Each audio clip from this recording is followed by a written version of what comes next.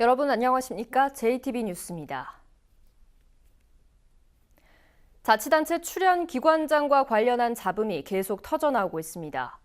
그동안 단체장들의 4사람 챙기기라는 논란도 끊이질 않아서 인사청문회의 필요성이 제기되고 있습니다. 이승환 기자입니다.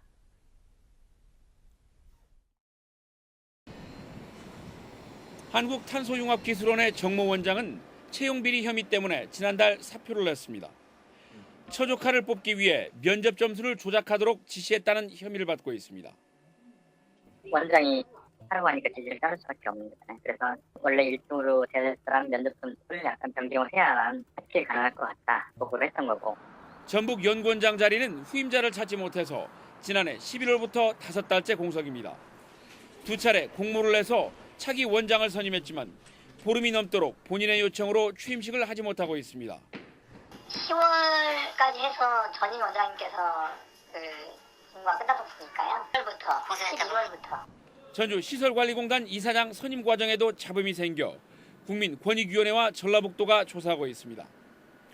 이런 상황에서 지방 공기업 사장 후보자가 지방의회에 인사청문을 거치도록 하는 지방공기업법 개정안이 발의됐습니다. 전라북도에서는 전주 시설관리공단과 전북개발공사가 그 대상이 됩니다. 능력과 도덕성을 제대로 갖춘 그런 사람들이 단체 임명될 수 있도록 의회가 일정하게 역할을 하는 것들이 필요하다. 그것이 인사청문회다. 이렇게 생각하는 거죠. 지방의회 인사청문 대상에 자치단체 출연기관장까지 포함시키는 후속 법안도 이달 안에 발의될 예정입니다. JTB 뉴스 이승환입니다. 폐교된 서남대 의대 정원을 놓고 논란이 일고 있습니다. 전라북도는 국립보건의료대학 설립을 요구하고 서울시립대는 남원의 의대를 포함한 분교를 만들겠다는 계획입니다. 전북대와 원광대는 서남대 의대 정원을 빼가는 공공의과대학 설립을 반대하고 있습니다. 주혜인 기자입니다. 서남대 의대 정원이 전북 몫이라는 데는 누구도 이의를 제기하지 않고 있습니다. 지난 1월 국회의장과 관계부처 장관, 국회의원 남원시장이 모인 자리에서도 합의된 사항입니다. 전북 몫으로 두는 건 이의를 제기하지 않는 것은 누구도 의장님도 딱 목 잘라서 의대 정원이라는 것이 광역 자치단체를 기준으로 해가지고 이렇게 책정이 된 것이다. 문제는 의대 정원을 어떻게 활용할 것인가를 놓고 관계기관의 생각이 다르다는 겁니다.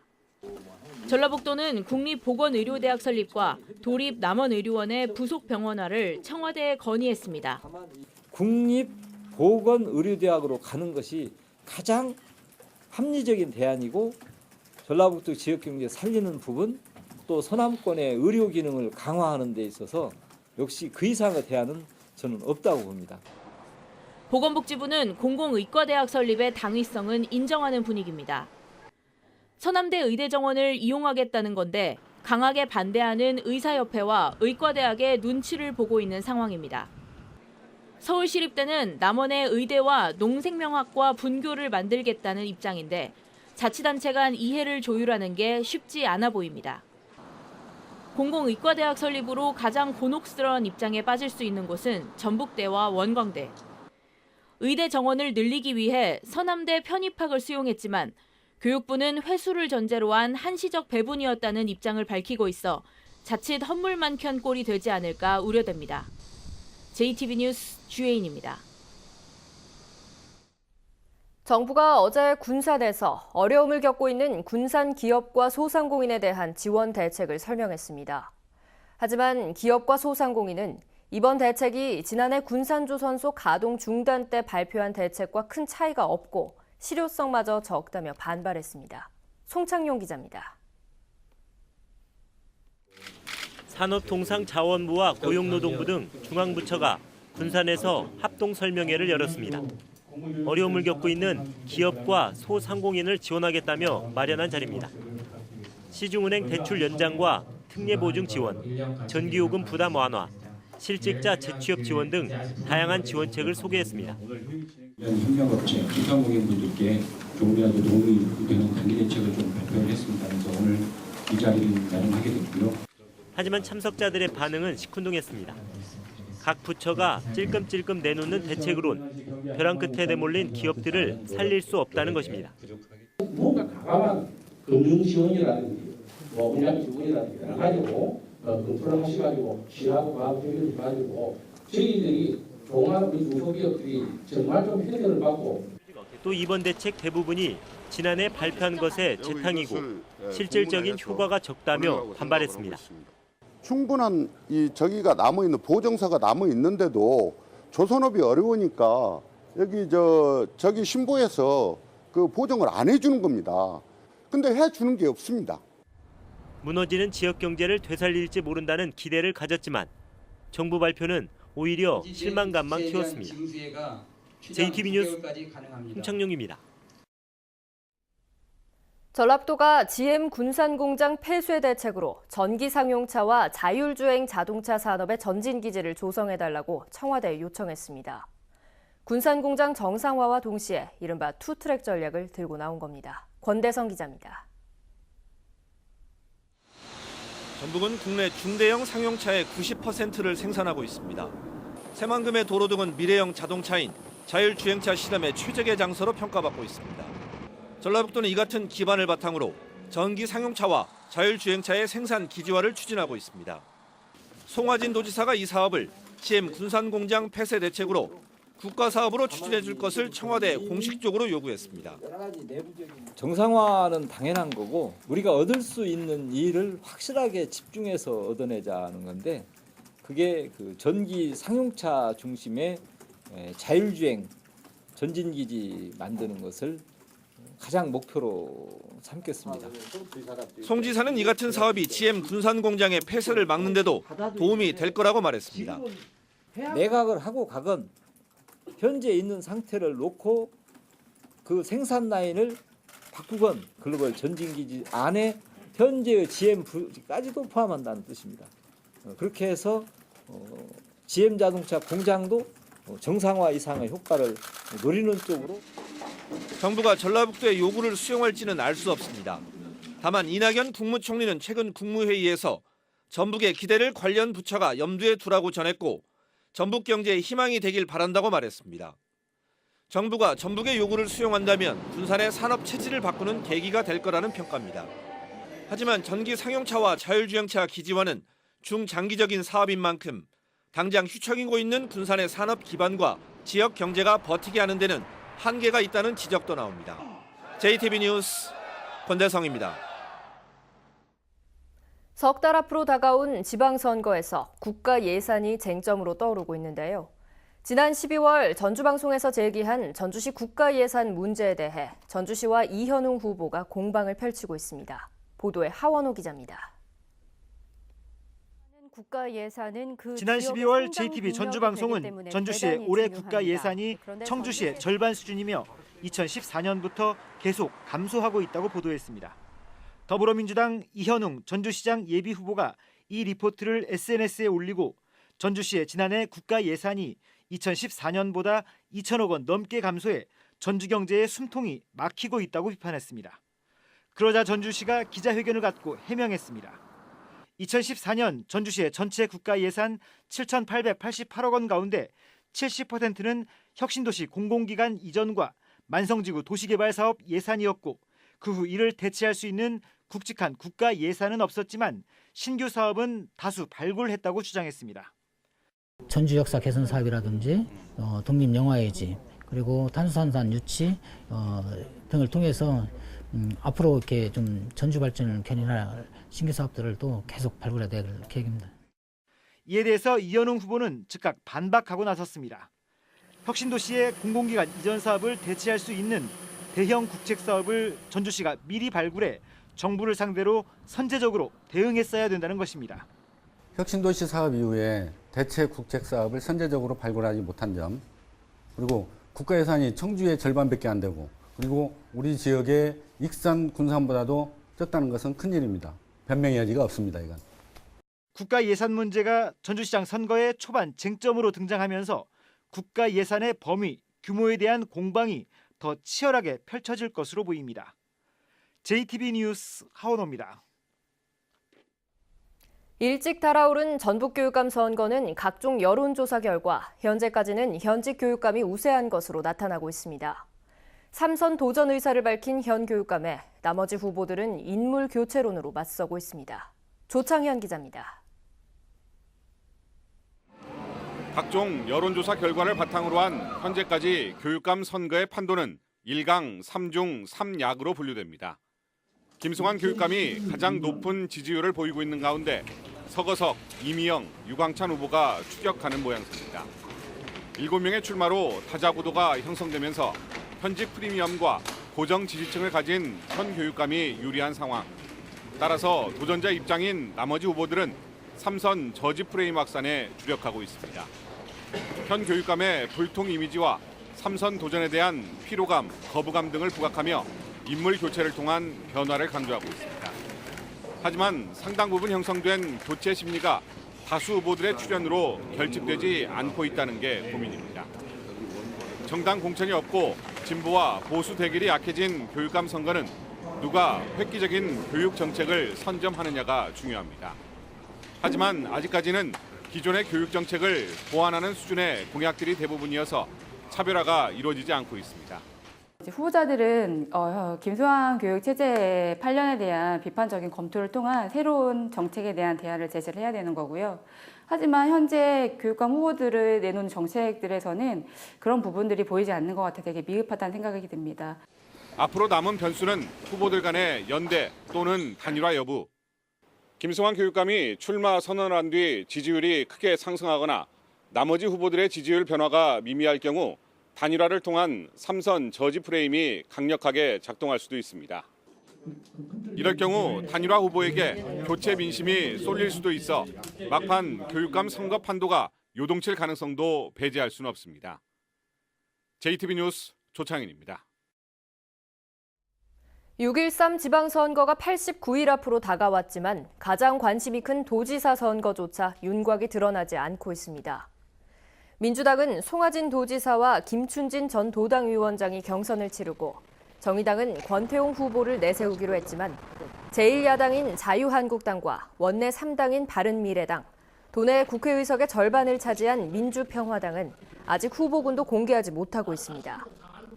이들 정당은 현재 당내 안팎의 인사들과 접촉하고 있지만 현역 의원들은 여전히 출마를 고사하고 외부에서도 나서겠다는 사람을 찾지 못해 일부 정당은 후보를 내지 못할 가능성도 남아 있습니다. 김춘진 민주당 도지사 예비 후보는 당선되면 전북 예산 8조 원 시대를 열겠다고 말했습니다. 김춘진 예비 후보는 민선 6기 4년 내내 정부 예산 증가율에 비해 전라도의 예산 증가율은 턱없이 낮았다며 이는 중앙과의 네트워크가 부족하고 대형 사업을 제대로 추진하지 못한 탓이라고 주장했습니다. 김춘진 예비 후보는 자신이 당선될 경우 3선 의원과 상임위원장의 중앙 경력을 살려 예산 규모를 확대하고 복지 예산과 시군 간 균형 발전 예산도 적극 확보하겠다고 공약했습니다. 투자금을 가져오면 정직원을 시켜주겠다고 꼬드긴 뒤 돈만 가로챈 일당이 덜미를 잡혔습니다. 돈이 없는 사회 초년생들에게 대출까지 받게 해 돈을 뜯어냈습니다. 오정현 기자입니다. 사회초년생 김모 씨는 22살의 나이에 4,800만 원의 빚을 떠안게 됐습니다. 취업 사기를 당해서입니다. 지난해 11월 한 마케팅 회사에 지원했는데 회사가 매입할 부동산 상권에 투자하면 정직원을 시켜주겠다는 꼬임에 넘어간 겁니다. 기숙사를 제공을 해준다. 그러면서 휴가 같은 것도 직원들하고 같이 해외여행을 가기로 했었다. 조건이 좋은 회사에 다닐 수 있다고 하는데 솔직히 마다할 그런 게 없잖아요. 당장 돈이 없는 김 씨는 회사가 시키는 대로 고리에 대출까지 받아 투자했지만 약속한 수익금은 물론 투자 원금도 돌려받지 못했습니다. 23살 박모 씨 등 일당은 지난해 11월부터 최근까지 취업을 미끼로 구직자들을 끌어들인 뒤 이 같은 수법으로 돈을 가로채왔습니다. 이들은 이곳에 사무실을 차려놓고 구직자들을 모집했습니다. 현장에는 사기 일당들이 사용했던 명함들이 나뒹굴고 있는데 마케팅 회사를 차려놨지만 실제 실적은 전혀 없었던 걸로 드러났습니다. 피해자는 모두 8명. 사기 일당은 이들에게서 모두 1억 3천여만 원을 뜯어냈지만 월급은 단 한 푼도 지급하지 않았습니다. 상대적으로 속이기 쉽다고 판단한 그 사회 실정이 어두운 20대 사회초년생 여성 등만을 대상으로 범행을 계획하였습니다. 경찰은 박 씨를 사기 혐의로 구속하고 대출 브로커 등 3명을 불구속 입건해 드러나지 않은 범죄가 더 있는지 캐묻고 있습니다. JTB 뉴스 오정현입니다. 군산시가 정부에 군산공장 정상화 방안 마련을 요구하고 나섰습니다. 정읍쌍화차 거리가 골목경제 활성화 사업에 선정돼 국비 5억 원을 확보했습니다. 나금동 기자입니다. 군산시가 한국GM 군산공장 정상화 방안 마련을 요구하며 5개 정당 원내대표와 기획재정부에 전국도민 200만 명의 서명부를 전달했습니다. 군산시는 정당 원내대표들에게 어려움을 겪고 있는 시의 상황을 설명하고 정치권의 대책 마련을 촉구했습니다. 평택, 광양 등 타항만에서 자동차 악선석을 확충함에 따라 군산항에 더욱더 악영향이 미칠 것으로 우려되어 환적 차량 선사에서 군산항을 정기적으로 기항할 수 있도록 해양수산부에 건의드린 상태입니다. 정읍쌍화차 거리가 행정안전부의 골목경제 활성화 사업에 선정돼 국비 5억 원을 확보했습니다. 350여 미터에 이른 쌍화차 거리에는 13개의 소박하고 다양한 전통찻집이 자리 잡고 있습니다. 제88회 춘향제가 문화체육관광부의 지역공연예술제 공모에 3년 연속 선정돼 국비 5억 원을 지원받습니다. 다양한 장르의 예술성 높은 공연을 펼쳐 현장 평가에서 호평을 받은 이번 춘향제는 5월 18일부터 닷새간 열립니다. 본격적인 영농철을 맞아 고창군의 농기계 임대 사업이 큰 인기를 끌고 있습니다. 고창군 농기계 임대 사업소에는 400여 대의 다양한 농기계가 구비돼 있으며 지난해 사용 실적은 전년도 대비 200% 이상 늘었습니다. JTB 뉴스 나금동입니다. 국민연금공단이 2,500조 원까지 확대될 기금을 제대로 관리하기 위해 제2사옥 신축에 들어갔습니다. 지하 1층, 지상 9층 규모의 제2사옥은 이달 설계 작업을 시작으로 오는 2020년 8월쯤에 완공됩니다. 공단은 지난해 기금 운용 수익률이 7.2%로 2011년 이후 최고 실적이라며 서울에서 전주로 사무소를 옮기면 수익률이 떨어질 거라는 예상은 단순한 우려에 그쳤다고 밝혔습니다. 임실 3.15 만세운동 99주년 기념 행사가 임실군 청옥면에서 열렸습니다. 독립운동가 박준승 선생 기념사업회 주관으로 열린 이날 행사에서는 기미 독립선언문 낭독과 추모 공연 등이 진행됐고 학술강연회에서는 이명화 독립기념관 수석연구위원과 최성미 임실문화원장 등이 참석해 3.15 만세운동의 의미 등을 되새겼습니다. 오늘은 대체로 흐리다 오후부터 차차 맑겠습니다. 한낮 기온은 10도에서 13도로 어제보다 3, 4도가량 낮은 가운데 바람이 강하게 불어 체감 온도는 더 떨어지겠습니다. 주말인 내일 아침까지는 춥겠습니다. 아침 최저기온 영하 5도에서 영상 1도로 오늘보다 8도가량 낮겠습니다. 하지만 한낮에는 기온이 10도 이상 오르면서 13도에서 15도로 포근하겠습니다. 휴일인 모레도 맑겠지만 당분간 일교차 큰 날씨가 이어지면서 건강관리에 주의가 필요합니다.